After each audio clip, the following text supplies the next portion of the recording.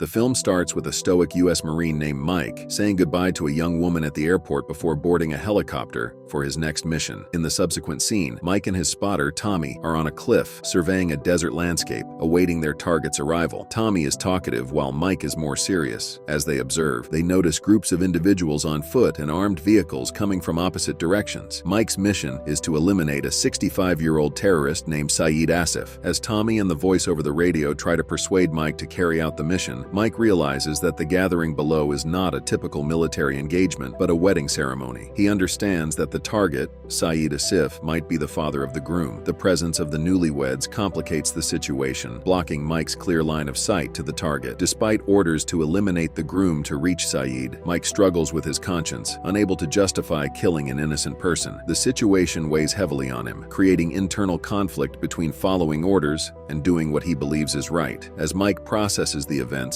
he remains focused on his duty, but is also aware that his decision could have serious consequences for his career. To avoid carrying out the order, Mike lies to his command center, saying he lost sight of the target in the chaos. Soon after, Mike and Tommy are spotted by armed guards protecting the wedding, who start shooting at them. Chaos erupts, and their target, Saeed Asif, quickly escapes. Mike and Tommy have no choice but to flee from the pursuing armed men. During their escape, they accidentally damage their GPS device, making it harder for them to navigate. They find shelter behind a nearby rock formation, but the armed men are getting closer. Mike, thinking quickly, comes up with a clever plan to create a diversion. He uses this tactic to mislead their pursuers and buy them some extra time. Mike and Tommy know they must stay alert and work together to survive and complete their mission, even with the odds stacked against them. After escaping from the armed men, Mike and Tommy urgently request evacuation. However, they are told to walk across the desert to a village about 5 hours away, where they can be picked up. Setting off on foot, they face harsh conditions, including sandstorms and scorching heat. As they trek through the desert, Tommy talks a lot, sharing stories about his son back home. His constant chatter is sometimes entertaining, but can also be a bit annoying to Mike. Mike stays quiet and seems to be deep in thought, clearly troubled by something. Noticing this, Tommy encourages Mike to open up about what's bothering him. Mike notices a warning sign blowing under their feet, signaling the presence of landmines. He takes it seriously, knowing how many are buried in the area. Tommy brushes it off, thinking it's just a trick by the Berbers to scare off enemies. Despite Tommy's dismissal, Mike stays cautious, worried about the danger. Tommy teases Mike for being too careful while he himself moves backward without concern. Suddenly, a clicking sound fills the air, followed by a loud explosion as Tommy accidentally triggers a landmine. Mike, shocked, moves closer to Tommy, only to hear another click beneath his own foot. The dust settles, revealing Tommy alive but badly hurt, with his lower legs blown off. Tommy cries out in pain as Mike, also trapped by the landmine, struggles to comfort him. Desperate to help, Mike mentions Tommy's son to give him strength and gives him morphine for the pain. Despite Tommy's efforts to reach the radio, he's overwhelmed by agony. Seeing his friend suffer, Mike offers to risk his own safety to free Tommy from the landmine, but Tommy refuses, fearing it could be dangerous. In a heartbreaking decision, Tommy sacrifices himself to save Mike's life. Alone in the desert, Mike cries out in despair, struggling to cope with his friend's sacrifice and his own loneliness. Feeling tired from standing,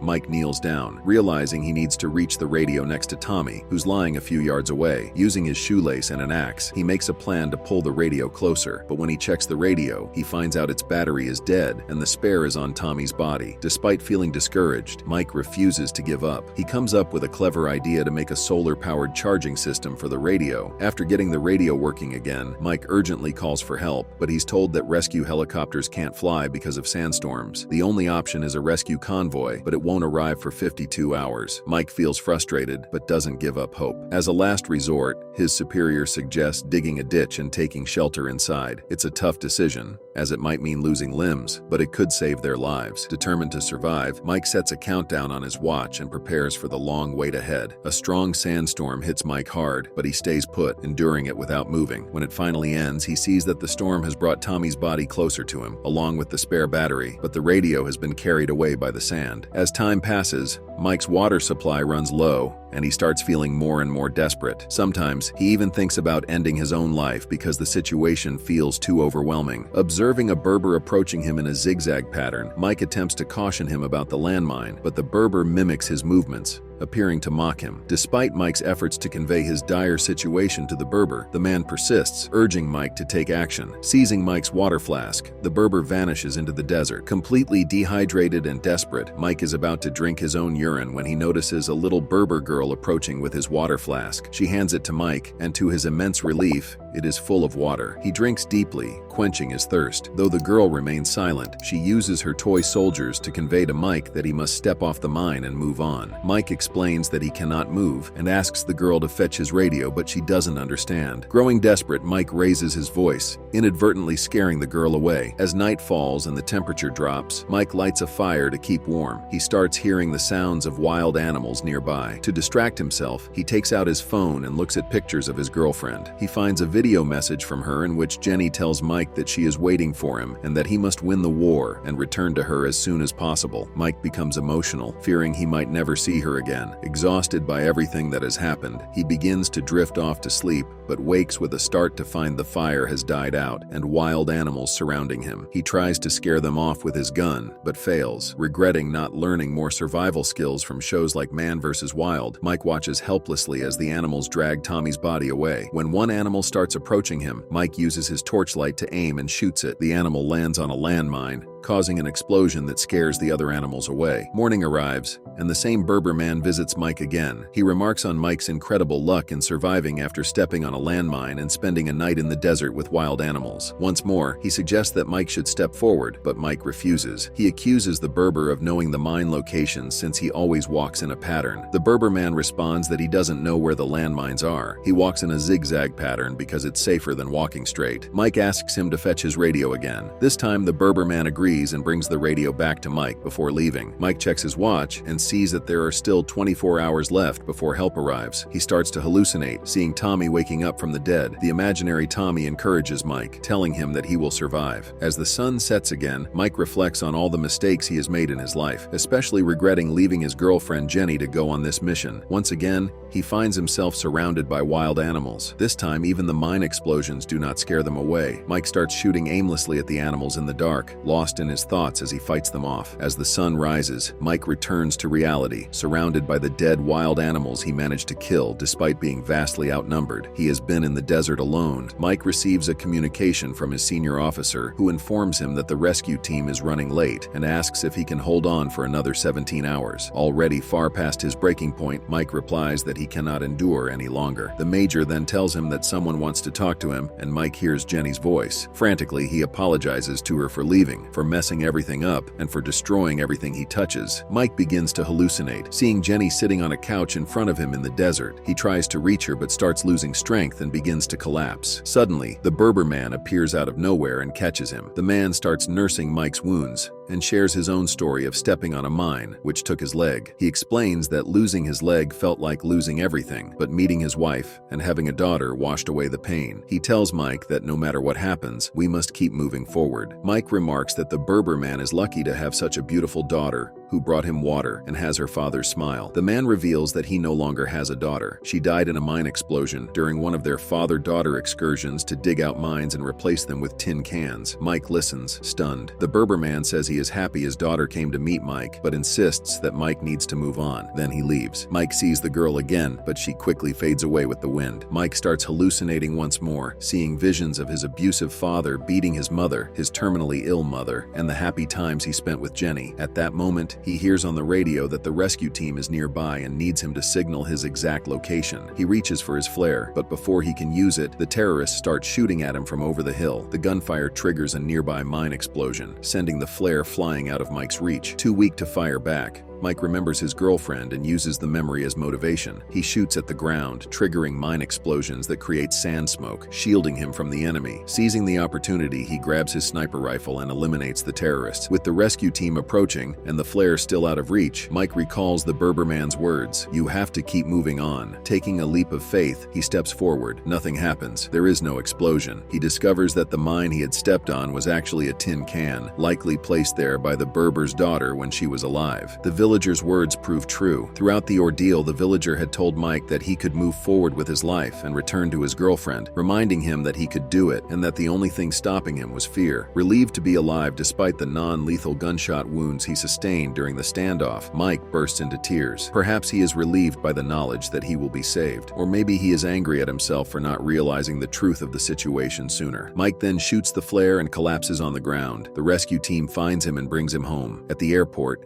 Jenny waits for him with tears of joy in her eyes. Before hugging her, Mike drops to one knee. He proposes to her, promising never to leave her alone again. And with that, the movie ends. We hope you enjoyed our video. Watch the next recaps on the screen and don't forget to subscribe for more amazing recaps. See you in the next one.